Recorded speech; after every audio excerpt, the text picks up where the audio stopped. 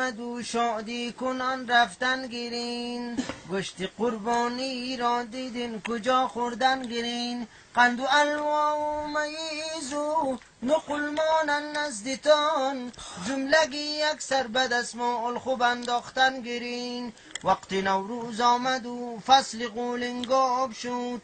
از برای چلپک و بولانی دلها آب شد، پیسه داران چلپک و بولانی را خوب میخورن، آب بر آل غریبان آب شد زرداب شد. یا رب تو مرا به خلطه چکر رسان، آواز مرا به ماس سربسته رسان، از آل دلم خبر ندارد قیماق، تو حال دلم به حضرتی مسکر رسان.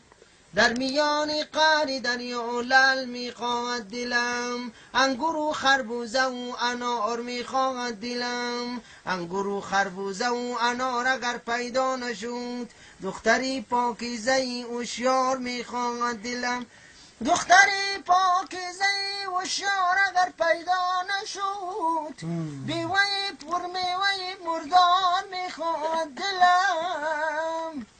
باز گردم سوی قصه فتا تا که معلومی تو گردد مدعا، انگور و خربوزه و انار در شهر مزار، کم کمش میبینم و بسیار میخواهد دلم، اشک چشمم تربوز و محراب چشمم خربوزه، جانشین شوربا و تکیه‌گاهم قلمه.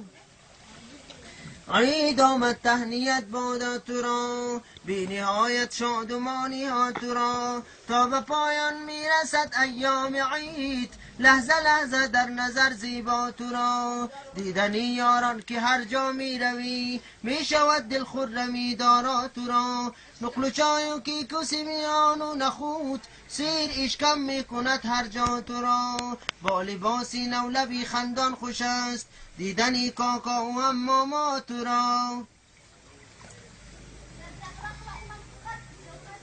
آن ترافیک با غرور و تمتراق،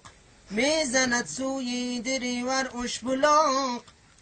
از دریورهای قانون ناشناس، می ستاند حق خود با یک قپاق.